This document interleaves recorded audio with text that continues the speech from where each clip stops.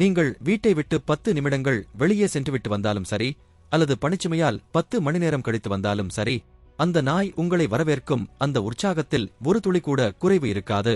வாலையாட்டும் விதம், குரைப்பு, துள்ளல் எல்லாமே சொல்லும், நீ வந்த பிறகுதான் ஏன் இந்த நாள் முழுமை பெறுகிறது என்று. அதன் கண்களில் தெரியும் அந்த அன்பு, எந்த பிரதிபலனையும் எதிர்பாராத ஒரு தூய வடிவம். நாய்க்கு உங்கள் வேலை தெரியாது, உங்கள் வங்கி இருப்பு தெரியாது, உங்கள் சமூக அந்தஸ்து அதற்கு ஒரு பொருட்டே அல்ல.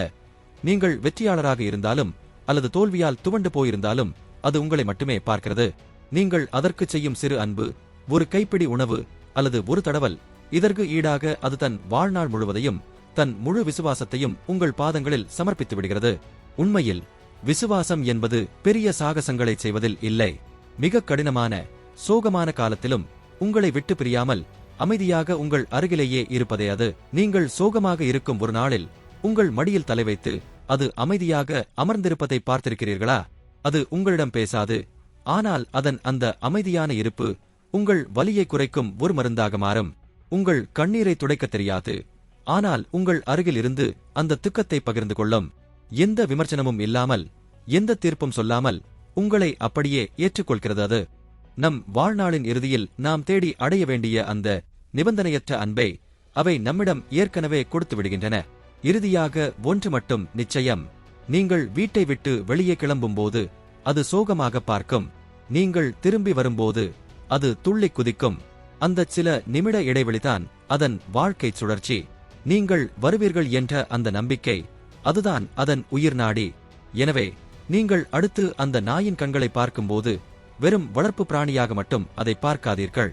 அது உங்கள் மீது வைத்துள்ள நம்பிக்கையையும் அந்த விசுவாசத்தையும் கண்ணாடியாக பாருங்கள்.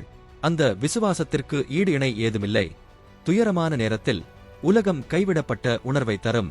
நீங்கள் தனிமையில் தவிப்பதாக உணரலாம், உங்கள் வலியின் ஆழத்தை எவராலும் புரிந்து கொள்ள முடியாது என்ற எண்ணம் உங்களை அழுத்தலாம். ஆனால் அந்த மௌனமான நிமிடங்களில் உங்கள் அருகில் வந்து அமர்ந்து தன் தலையை உங்கள் மடியில் வைக்கும் ஒரு உயிரினம் இருக்கிறது. அதே உங்கள் நாய். அது உங்களிடம் பேசாது, ஏதும் கேட்காது, எந்த ஆலோசனையும் வழங்காது. அது செய்யும் அந்த சிறு செயலில், உங்கள் கையை நக்கும் அந்த நொடியில் இருக்கும் ஆறுதல் ஈடு இணையற்றது. நான் இருக்கிறேன், பயப்படாதே என்று அது சொல்லாமல் சொல்கிறது. உங்கள் கண்ணீரை துடைக்க அதற்கு தெரியாது, ஆனால் உங்கள் துக்கத்தின் பாரத்தை சுமக்க அது தயாராக இருக்கிறது. அந்த நாய் ஒரு உயிரினம் மட்டுமல்ல, அது அன்பின் அடையாளம். இந்த நவீன உலகில் எல்லாமே அதிவேகமாக மாறிக்கொண்டிருக்கின்றன. தொழில்நுட்பம் வளர்க்கிறது, மனித உறவுகளில் கூட அந்த வேகம் எதிரொலிக்கிறது.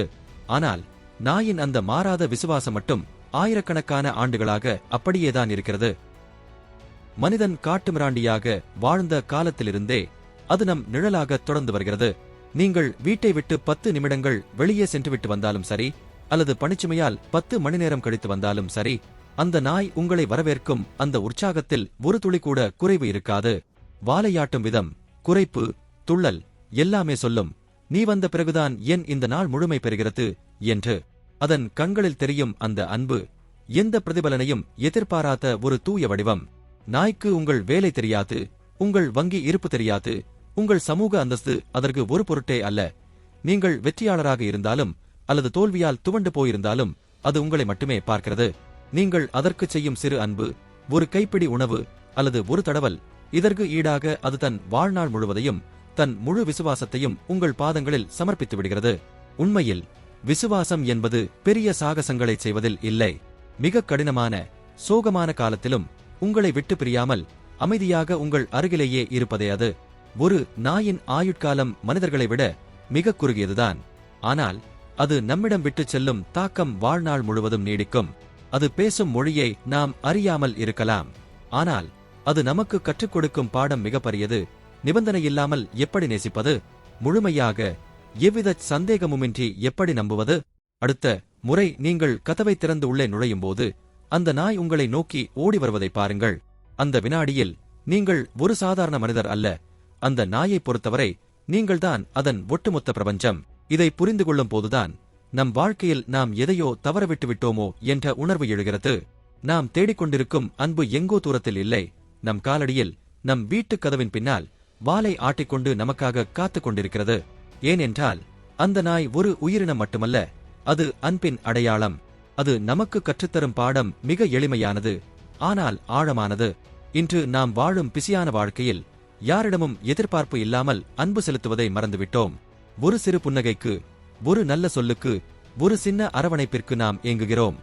நாயின் அந்த மாறாத விசுவாசம் மட்டும் ஆயிரக்கணக்கான ஆண்டுகளாக அப்படியேதான் இருக்கிறது.